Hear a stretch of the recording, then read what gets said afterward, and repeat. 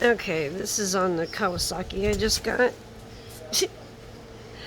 Nice, huh? Oh, we'll be fixing that first. Yep. Nice, huh? And next I will be eliminating the airbox.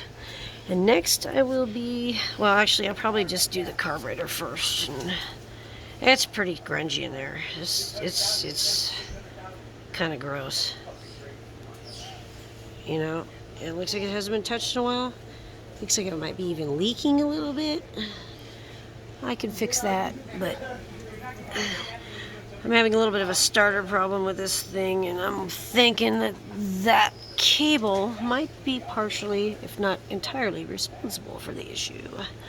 So, first things first, we'll fix this little anomaly. Boy, somebody really bubblegummed that sucker up, huh?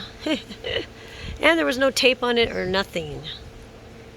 So, yeah, nice. Okay. Alrighty, stay tuned and subscribe to my channel, Snapple Cream Pie, and y'all have a happy turkey day.